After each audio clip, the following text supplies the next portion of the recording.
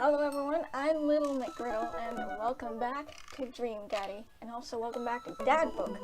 I don't know what I'm going to be doing in this episode, but in the last episode we went on our second date with Damien, and I believe we went on our first date with Robert, and I may have discovered that Robert is my bae, not just because he likes pineapple pizza. It's totally because of that. But I think I'm going to go... Maybe I'll go on the second date with Robert, and then I'll check out, not that I really want to, but I'll check out Joseph first, and then maybe Brian, and then possibly the next episode will be the last. I'm not sure yet, but in the last episode, we're gonna choose our dream daddy, and I may as well just... I don't know who. It's complicated. I don't know how to process. Oh, whatever. Also, yes, I finally beat at okay. Sorry, brain's not working. Oh, okay. Right. Just gonna get into the second date with Robert. Oh, yes. Finally, I beat Chemical Plant Zone on Sonic the Hedgehog. After more than 4 years, I finally beat it. I have never been more proud of achieving something other than that. It literally took a while to get past it. Sure now. Alright, we're gonna miss it. Dear old Robert. The extended cut is the only... Okay. Always... wear a coat of wax after a wash.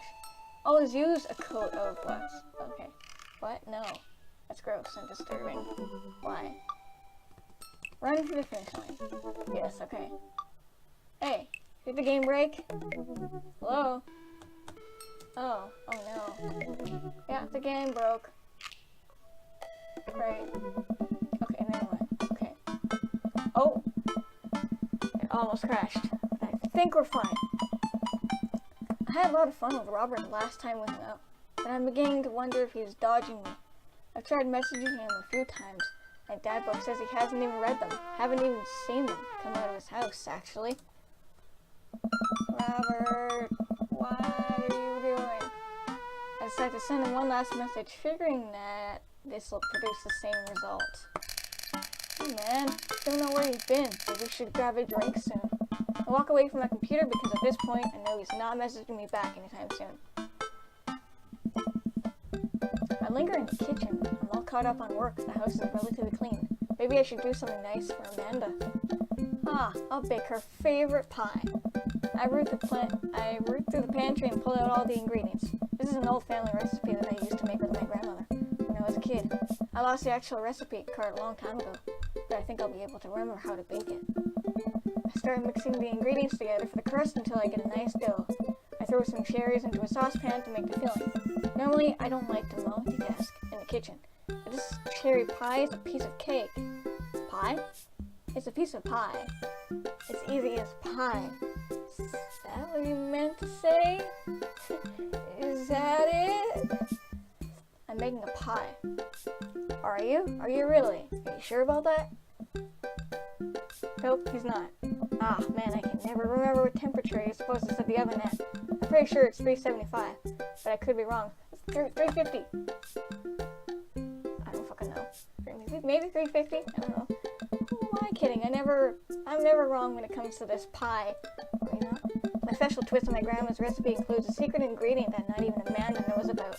It really makes the cherries extra flavorful. God, why can't I remember the secret ingredient is? What is it? What? We choose the secret ingredient? Man, is this right? I'm gonna save, because I don't feel safe with this. Okay. Hey, man, are you saving? Did you save? You save? You save? Yeah, okay, good, we saved. I don't know what's going on with the game right now, but we'll power through it. Almond extract. Let's just go with that. Oh. It's almond extract. Duh.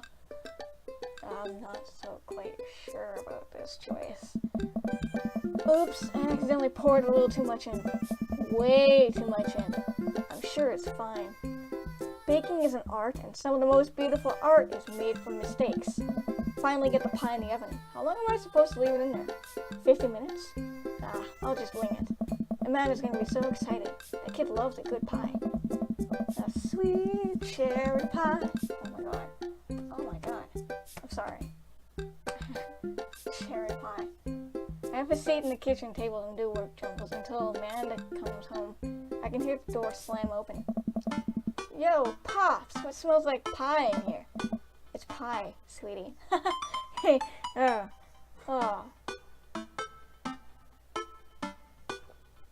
Really? I didn't know there was pie.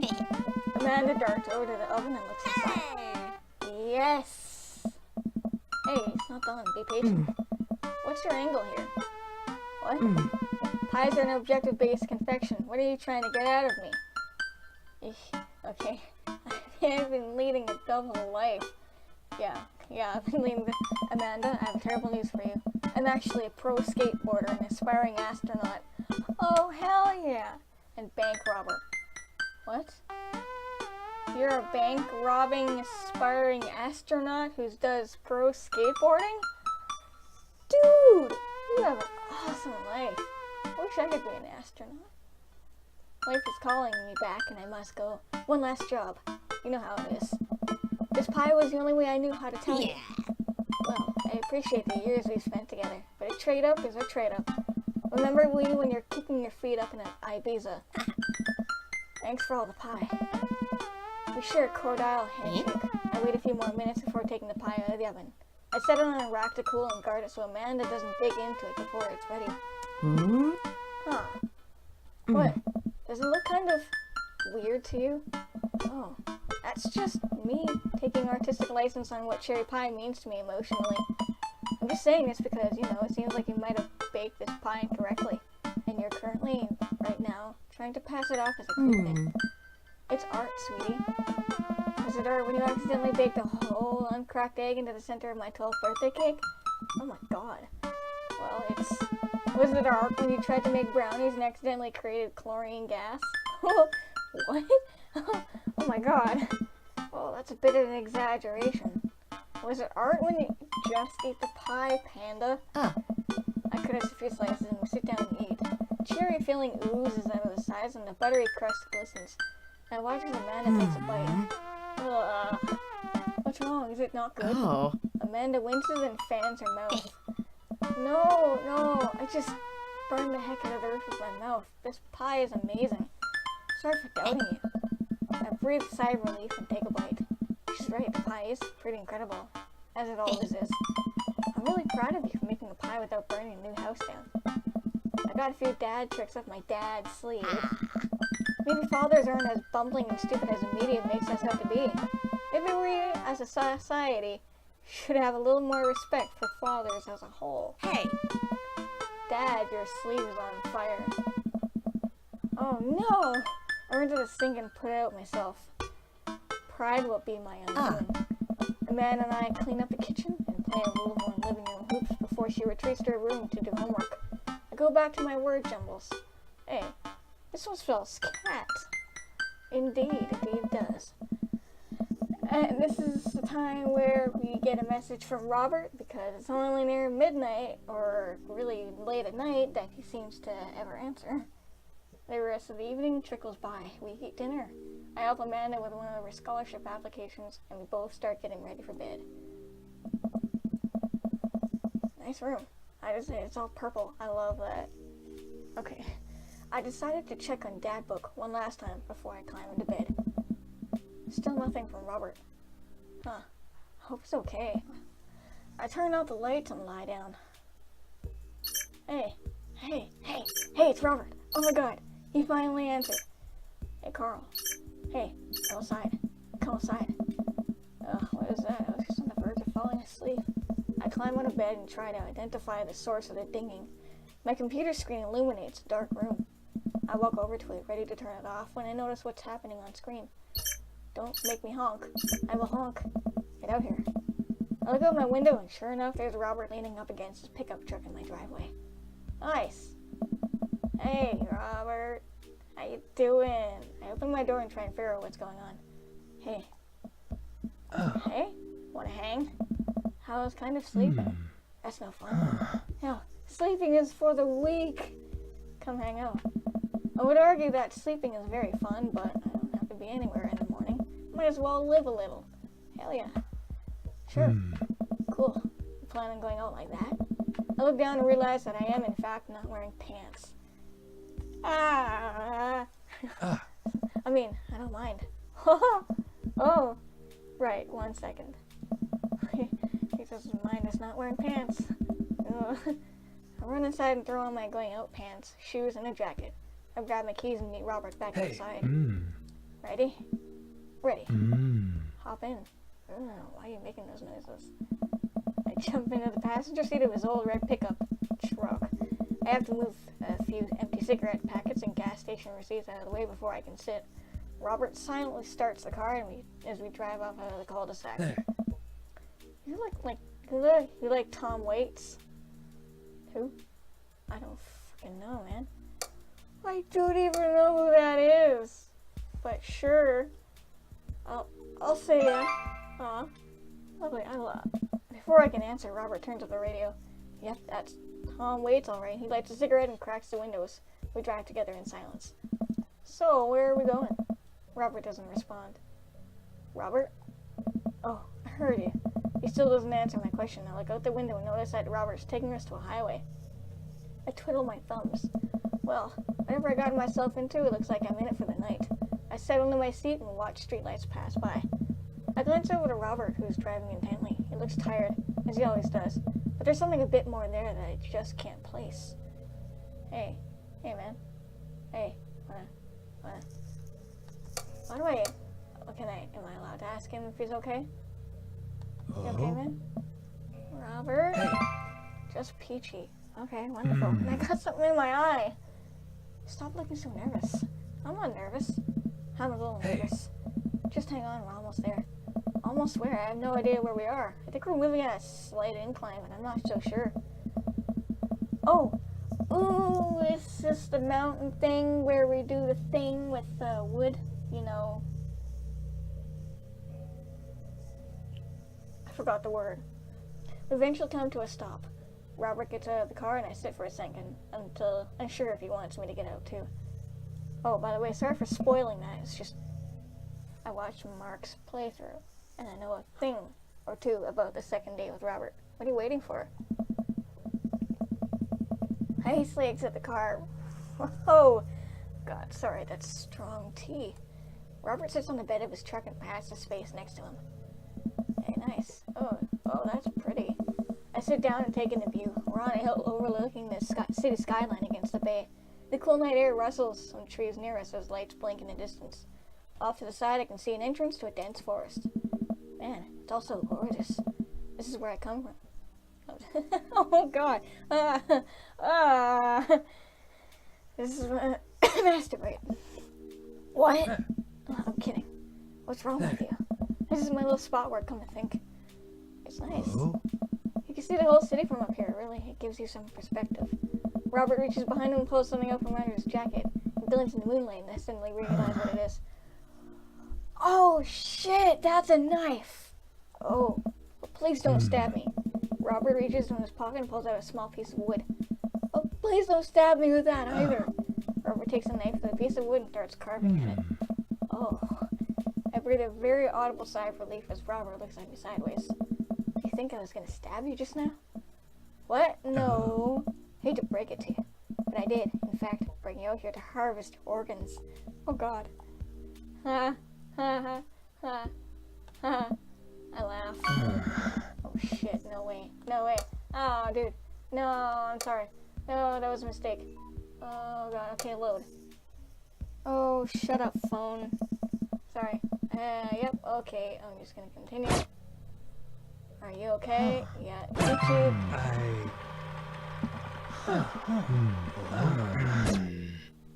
Play along. I'm gonna save it here. Yeah, well, I think you caught me in your trap, but I knew. For years, I've been putting the most vile junk food in my body in preparation for this day. Come at me, friend, and reap what you will. Hey. 2 steps ahead of you at all times. That's how I operate. Oh my. You getting a little moist there, Robert? I'm sorry. Nothing gets past you, huh? Robert reaches into his pocket and pulls out a folding knife that he opens and hands to me. I'm gonna warn you. The last guy had a knife fight with lost 3 fingers, because he didn't know the 8 basic rules of knife fighting. You're familiar, correct? I honestly can't tell if I'm kidding. Oh, I'm so many levels of irony deep that I've forgotten what humor is. Ha! Great. He and I laugh. Have you ever whittled before? Whittling! Oh, that's what it's called. It's called whittling. Considered I'm not a grandpa. No. What do you mean by that? Well, I just thought that you would have a block of wood shipped to you along with your first social security check. Carl, why the hell have you know that whittling is a time-honored tradition enjoyed by both young and old alike? That you're dismissing it before you even tried it speaks volumes about your character.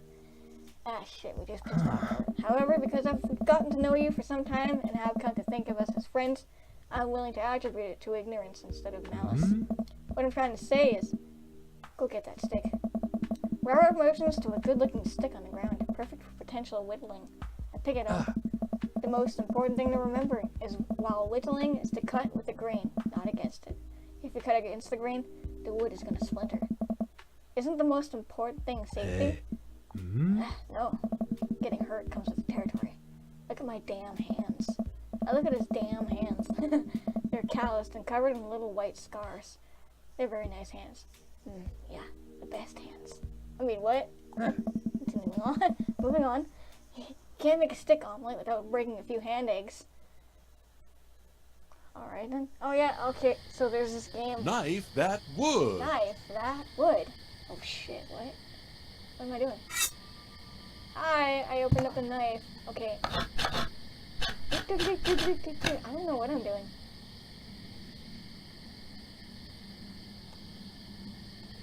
What do I do? Oh, okay, there we go. What is it? What is it? What is it? What is it? What is it? What is it? What is it? I guess it's a knitting needle? But only one. Yes. We made a useless knitting needle. Alright, let's go again. Let's see what we make. Oh, God. Oh, I'm sorry. Okay. Here we go. Oh, alright. Go. Okay. What the fuck is that? Tell me about this one. It's a flatworm. What's a flatworm? I don't want to know a flatworm. It's a flatworm. Gross. You made a flatworm. Oh, God. Ew. Okay. You made a flatworm. I don't know if I'm doing good. I'm not. Oh, hey, that's something. Hey, it's something to make me look tougher. Yeah, I do. It's working. I think you could take me in a fight. Probably. Tough guy accessory. Awesome. Nice. Is there another one? Yeah, okay. Hey, man. Alright, what is this gonna be? Oh, alright. Hey. What the hell? Oh, okay. What's this? I don't fucking... Yeah, it's a chicken nugget. No, it's a Ouija board planchette. Can do that. Now all you need to do is carve up a board and a set. Also, maybe carve a ghost. Oh boy. Alright then. Yikes. Is that it? Okay, there's more. Oh, here comes Get. I've never actually done whittling before. Yeah. Nice fun. What is this supposed to be? Ha! It's you? Louisiana. Good old Louisiana. Beautiful place. Got stabbed there once, you know. Or was it Kentucky? Robert. Holy crap, man. Nice. You're in Louisiana. Looks like a chicken nugget, though. I hideously deformed chicken nugget. Totally haven't seen many of those while working at McDonald's. Interesting. What do we have here? Chopstick righty, lefty. Chopstick ambidextrous. Ambidextrous. I know what that means. You're good at using both of your hands and not just one. Can it be an ambidextrous chopstick? I'm gonna say yes. It's a stick. No, it's not. It's a chopstick. Cause that was my only option out of all three. Just chopstick. Is either right, left, or ambidextrous. Oh my. Oh, I'll keep this. It's a new friend. It's a swan. It's a swan. Nice work. Thank you. The meanest burb. Why? Why is it the meanest burb? Swans are nice. I like swans. I've actually never seen a swan. Sad. What is this? It's a horsey. Sir Horsington the Brave. Ha, we're gonna bring that up again? Okay. The spirit of the Mustang. Please don't judge us, Robert. It's Sir Horsington. A brave, noble name for a brave and noble creature. Thank you, Robert. Thank you. Oh, it's a gift for Amanda! Yay! We're done? Okay, well, I guess that's enough whittling. No more. Hey. Hey. Robert and I sit in silence for a while, carving our pieces of wood. I think I'm getting the hang of this. It's actually kind of relaxing. I glance over to see what Robert's working on. He's carving a smaller wooden knife. Ah! While I'm distracted, the knife slices into my thumb. Blood gushes all over my little wooden carving.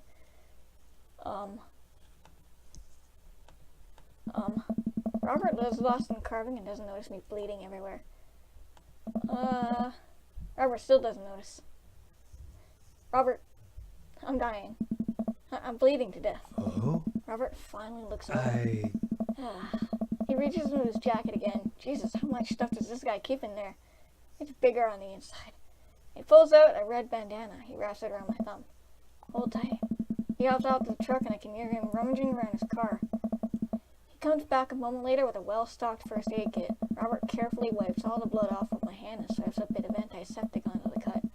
With surprising gentleness, he places a bit of gauze on the wound and wraps it all up. I don't know. You okay? Yeah, I'm good. He hands me what's left of the tube of antiseptic. Make sure to keep that cut clean. It's oddly touching and a little sexy. Oh my. I guess I'm a real whittler now. That you are. Be careful though. You're attracted to the smell of blood. Wait, what? What's attracted to the smell of blood? Cryptids. Tons of them out here, you know. Cryptids? Like Mothman and stuff? Mothman is bullshit, but yeah. This town's a hotbed for cryptozoological occurrences. You're joking. Oh, how I wish I were. I'm a skeptic myself, or at least I thought I was. There are things in these woods that we can't possibly comprehend. I think about my entire time in this city. Aside from the occasional stray coyote, I don't think it's too bad. You ever heard of the Dover ghost? No, I don't want to. I don't think so. Oh. Well, let me tell you a story. Oh boy. Everyone, get your popcorn and your drinks. It's gonna be a long night.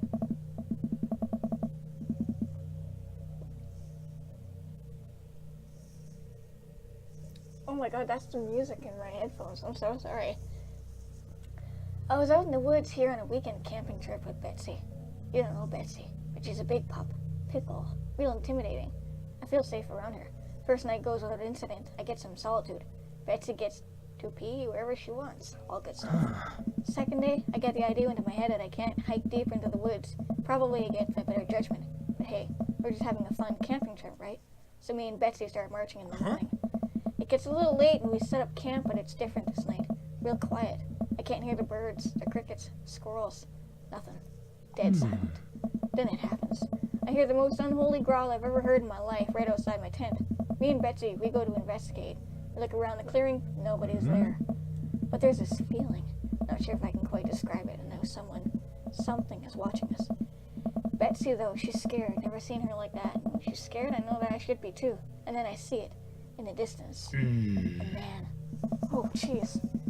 I literally got a chill just now. Oh. Alright.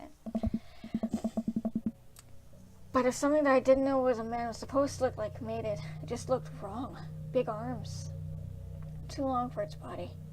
black eyes. It just stood there and stared at me. Then it disappears. I hear one yelp from Betsy. I turn around to check on her, but she's gone into thin air. I didn't sleep at all in my tent that night, and I don't think I have slept right since. That's awful. Oh my god, wow. Robert. Hey. I'm so sorry. They say that if you listen closely on quiet nights just like tonight, you can hear the howl of the Dover ghost. Ah, I didn't hear anything. That howl resonates through the woods. It doesn't sound like a regular howl. It's so guttural, even from far away. Something that makes my skin crawl. Okay, Robert, real funny. I turn and look at Robert. He's white as a sheet. Oh shit, Robert, you're messing with me, right? I was messing with you, up until literally just now. I totally made that camping story up. I strain my eyes to scan the forest line, trying to see where the howl originated from. Off in the distance, I see something. It's so far away. I barely can make it out. The shape looks human, but it's dragging something. Do you see that? We should go. Really? Ha! Whew. Oh my god, okay. Robert and I slowly back away and get into the truck. He turns off his headlights and we make a slow crawl away, back onto the road. I'm too scared to look back. What was that? The Dover ghost, I guess. I chuckle nervously. This time he doesn't seem like he's messing with me. Or maybe someone illegally dumping garbage in a wildlife preserve? Yeah, that's the story we'll tell to ourselves. We sit in silence for a little while longer. The fear of whatever was slowly subsiding as we get close to the city. Thanks for coming out. This was fun. I'm sorry I haven't been in touch.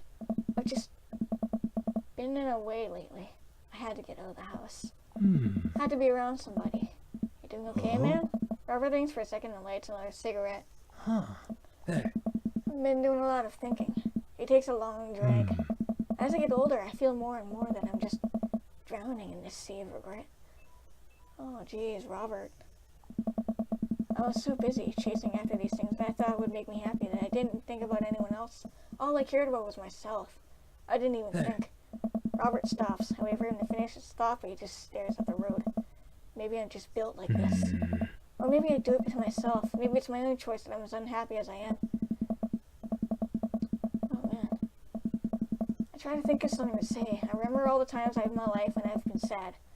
There's a great many of them, but there's always a light at the end of the tunnel. Something I held onto that keeps me going. But there's something so resigned about the way Robert's talking. Must have taken me a lot to want to tell somebody this. You're a mysterious guy, Robert. You don't have to be. Do you ever wish you were a better father? Oh, Robert. I think about it for a second.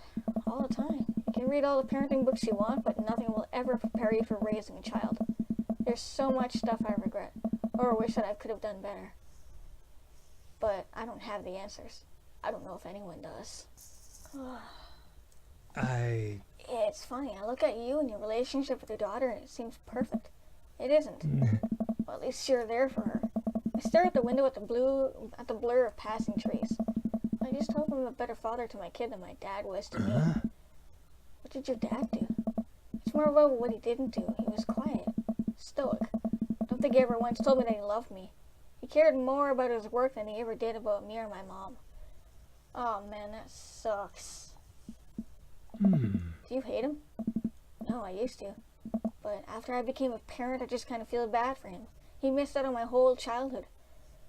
When I think about it, all the happiest moments in my life, they're all with Amanda and Alex. And he just wasn't there. It hurt like hell when I had to leave him to die in that Belarusian prison. What the hell? What? Yeah, exactly, Robert. That's exactly what I'm thinking. I turn and smile at him. No, he's retired in Florida with my mom. I go there every Christmas. Oh, come on. Robert, Carl. We both break out into laughter. He pats me on the shoulder. We drive the rest of the way in silence, listening to the radio and watching the bright lights of the city grow bigger. Nice. Robert drops me off at my place.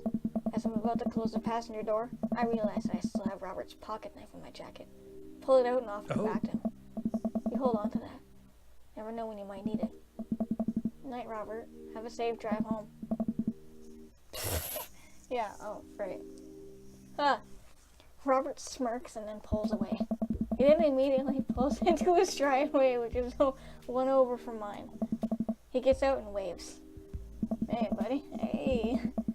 I tiptoe into the house, careful not to wake Amanda up. Whoa, where'd you come from? I look around and spot Amanda coming out of the kitchen with a glass of water. I thought you were sleeping. Oh, Robert woke me up to go cryptid hunting. Hunting. I said hunting. Hey, sorry. You know, the Mothman is bullshit, right? Amanda. Lang, you know what? It's fine. I think about the conversation I've had with Robert in the car as Amanda starts walking toward her room. Hey, Amanda? She stops. I love you. It's weird when you say it outright and sincerely like that, but I love you too. Night. I chuckled to myself and then finally decided to go to bed.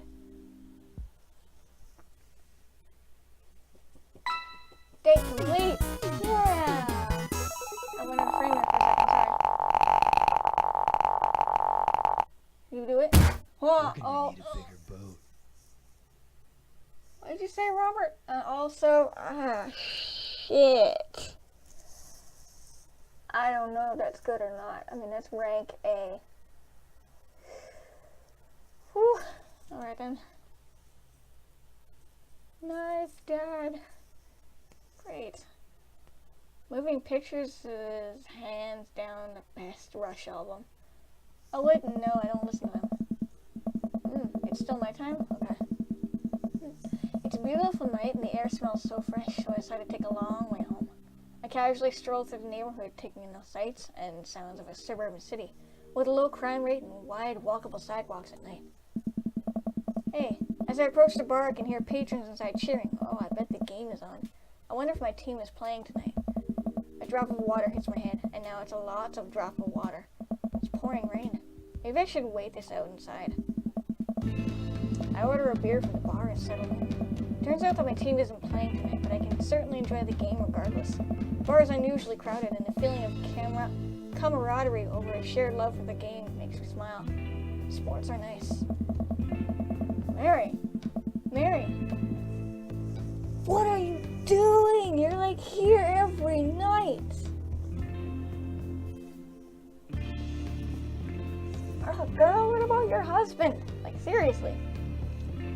I look over into the corner and spot none other than Mary, sitting alone and in the corner, nursing a cocktail. Something about her seems different this time.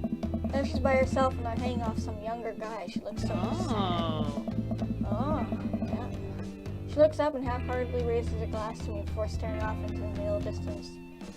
Oh, hi. No, I'm gonna go say hi. I just had to go say hello. I walk over to the booth. She doesn't look up. Is seat taken? She still doesn't look up. I take a seat anyways, and she finally notices me. Hey, cowboy. You alright? Never better. She hiccups. Guess she's a little far gone. Tears start welling up in her eyes. Oh. Will you walk a gal home? Yeah, of course. I'll walk her home. Wait a minute. No. Oh yeah, no, hang on, I'm gonna save. I seem like a little asshole, but I'm gonna walk her home. I slide out of the booth. Seems like Mary's having some trouble getting up. I reach out a hand to help her, but she waves me away. I got it. She clearly does not got it. You know what? Hang out here for a second. I walk over to the bartender and pay Mary's tab. Hey, I don't know if you're remembering me, but I live in Mary's cul-de-sac, and I'm just making sure she gets home safe tonight. I know you. Yeah, it's nothing weird, just she usually has one of the bar staff walk her home, but I trust you. She doesn't, like, go home with, I don't really want to say it, one of the guys she meets. Nah, dude, no, ain't a thing. No, huh? I head back to the booth. Mary stumbles out of the seat and directly into my arms. Oh, Mary. I am running into a little problem. I'll be right back. No, hang on. It's still raining a little bit. I take off my coat and hold it over Millie's head. Such a gentleman. Let's get you home. Mary and I walk in silence up the street toward the cul-de-sac. I have no idea what to say to her, for fear that she might hit on me. Or not. What did the bartender mean by ain't her thing? Sorry you have to see me like this. I'm usually not. I know Joseph doesn't like it when I just... Sorry. It's alright. I'm sorry if I'm ever mean to you. It's alright. No, it's not. I know it's not. I'm having a really... Forget it. Oh, okay. As we get to the cul-de-sac, I can feel Mary starting to slow down. By the time we arrive at the doorstep, she pulls away from me. Wait, can you just hold on? What's wrong? Hey. How about another drink for old time's sake? Come on, Mary. It's bedtime.